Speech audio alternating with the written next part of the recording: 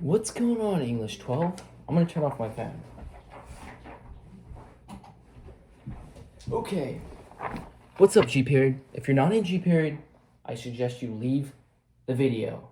If you're not, welcome here. Okay. So I found this to be a idea worth sharing. You know, that's TED Talk's slogan. So I don't know. It covers basically like self-improvement. You know, that's what a dopamine detox is. So dopamine detox is basically detoxing like stimulating activities out of your life in order to become more productive. That's the overall theme. So yeah, that's pretty much it. So let's go to slide 2. This is set up poorly, but we're gonna make it work. Slide 2. Let's go. Slide 2. Slide 2. There we go. Okay, so my head's kind of cut off. I'm gonna take a seat. So a detox is when you decide to cut back on overstimulating activities and attempt to become more productive. So what does that mean? So cutting back sugar, stuff like sugar, video games.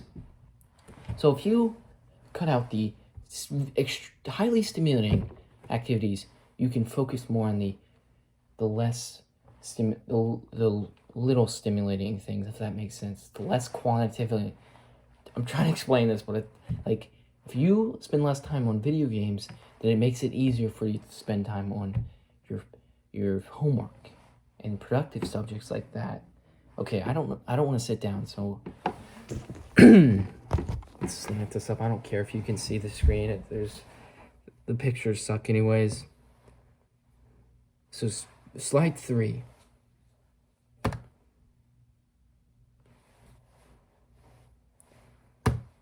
Okay, so what to avoid to optimize your detox experience. So what can you avoid? So as I mentioned, sugar, drugs, you can avoid some porn, you can avoid some music, you know? You can avoid many other things that you think. So just basic electronics, your phone, that's the root cause for most teenagers. That's the main thing you should be detoxing if you're trying to do a dopamine detox. Hopefully, that's the main thing. I hope it's not some serious drug. Okay, so let's move on. So you can do, there's different degrees you can do it. So if you decide you want to do a detox, but you don't want to, you don't want to like cold turkey, you want to like sort of, here, I'll limit the amount of time I have on my phone each day. I won't completely cut it off because that's difficult at times, especially when you're dependent on a thing like your phone. Okay, so become more in touch with your surroundings. So if you spend less time on your phone and you spend less time with your earbuds in, you know what happens? You start paying more attention to your surroundings. Your awareness increases. You guys can't see it, but your awareness increases to the maximum capacity. So if you go outside and you have headphones in, do you notice the birds chirping? No, you don't. You don't. But if you take your headphones out, so essentially just becoming more in touch with surroundings, you know. So you see my diagram? You cannot see my diagram. There, you saw it, whatever. It's not that important anyways. So what is dopamine and why is it important? So what is dopamine? So dopamine is a neurotransmitter that is crucial to your well-being. So it's often labeled as the pleasure neurotransmitter. And that's true, but it also serves many other purposes, such as coordination, control, like your movement ability, your coordination, movement, your memory formation, and most importantly for this TED Talk, memory or attention function. What does that mean? Attention function. So as I was trying to explain later, or not later, earlier, as I was trying to explain earlier, you're spending less time on your phone, it makes it easier to spend time on, for say, a musical instrument, something productive, you feel? So let's move on. So next I'm going to talk about the pathways. So there's 3 types of pathways. So you see those. So we have the mesolimbic pathway. Try to focus, please. Thank you. We have the mesolimbic pathway. We have the mesocortical pathway and the nigrostradial pathway. So there's technically, there's basically 4. There's 4 dopamine pathways, but the 4th is like, it relates to milk production, like producing lactin to help, in result, create milk, and I think that's like irrelevant to my project, so I'm gonna leave that out. So yeah, so firstly, the most important pathway for this project is a mesolimbic pathway.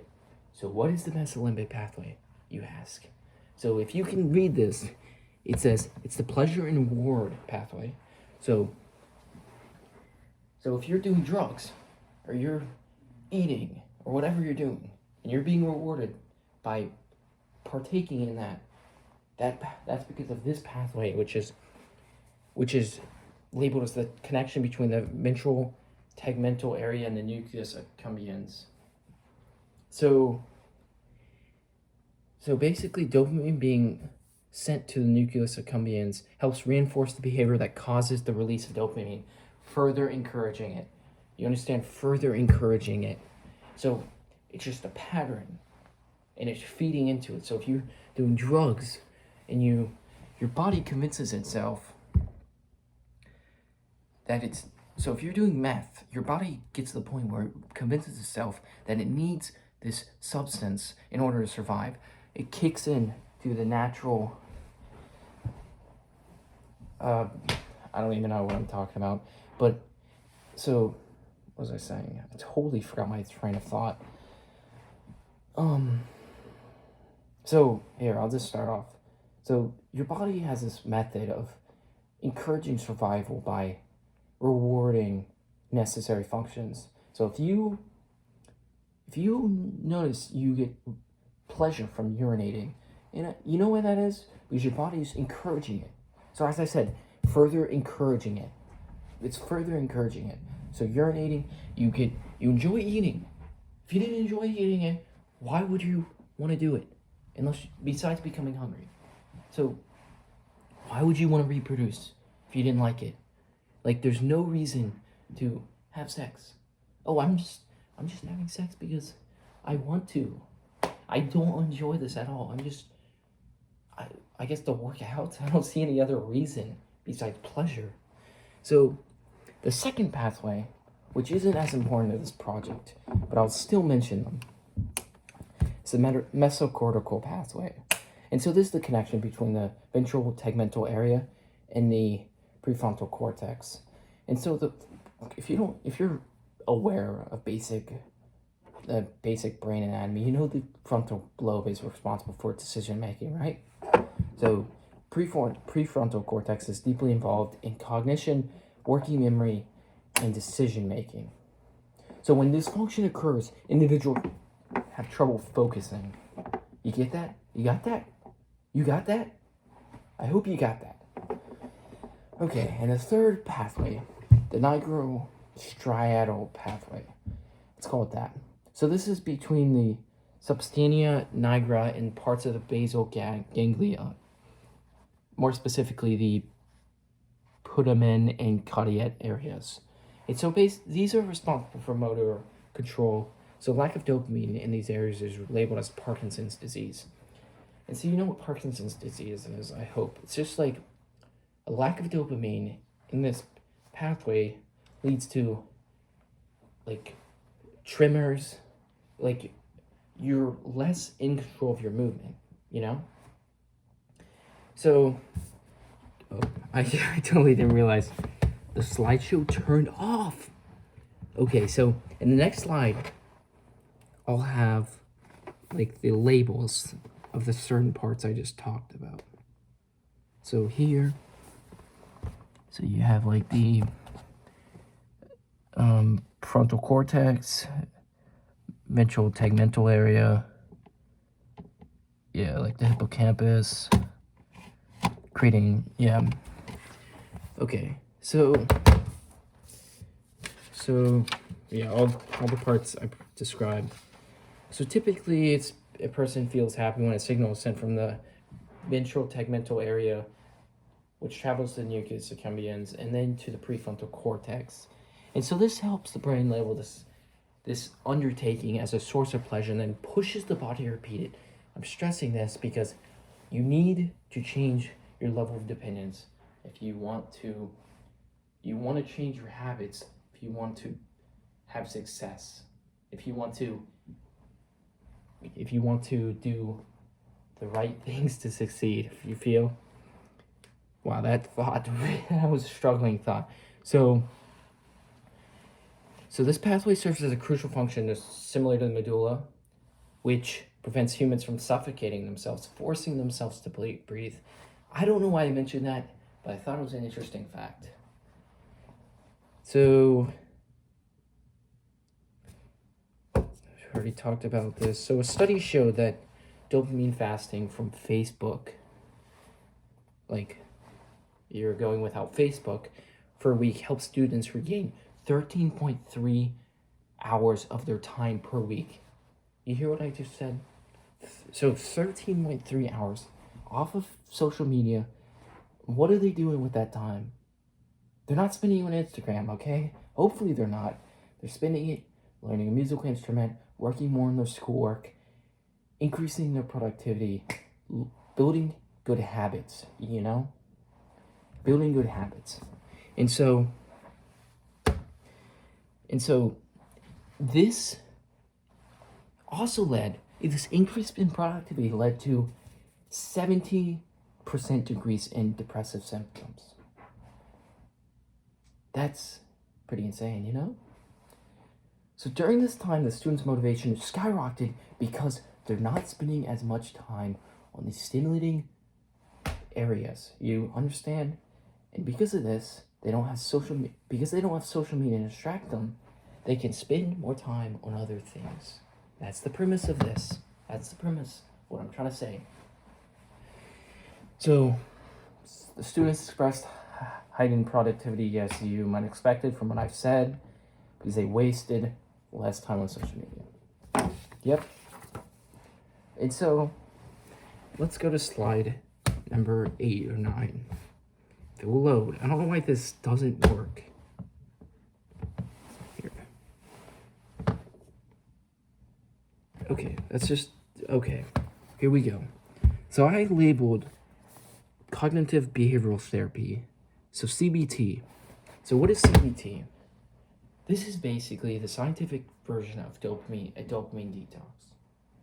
It's when it promotes stimulus control by encouraging short-term change to certain behavior patterns. So short-term change to certain behavior patterns. What does that mean? That means changing the way you think, changing the way you act to better yourself. You know what? So this is really this term.